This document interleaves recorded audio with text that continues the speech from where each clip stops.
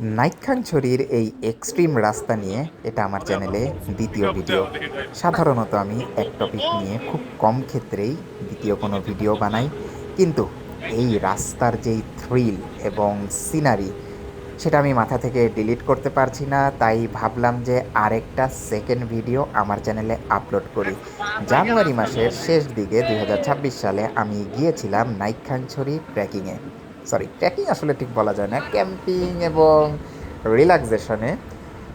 সেখানকার যেসব আমার অভিজ্ঞতা, রাস্তার অভিজ্ঞতা বলি বা ক্যাম্পিংয়ের অভিজ্ঞতা, সেগুলা নিয়ে আমার চ্যানেলে আলাদা আলাদা ভিডিও আছে। আপনারা সকল কিছু সেই এখন আইকনে দেখছেন একটার পর একটা ভিডিও, সেগুলা দেখে নিতে পারেন। আপনাদেরকে শুধু এতটুকুই বলবো, আমি বাংলাদেশে বা বান্দরবনে যত জায়গায় ঘোরাফেরা করেছি তার মধ্যে সবচেয়ে থ্রিলিং এক্সাইটিং ভিউ এই রাস্তাতেই আমি পেয়েছি।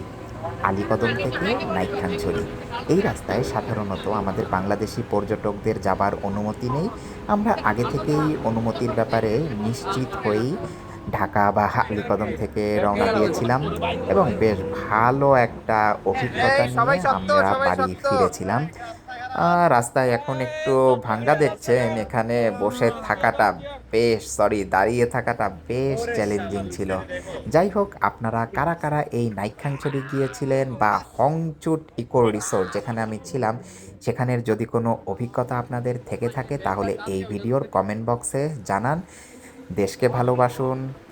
সবাইকে ধন্যবাদ।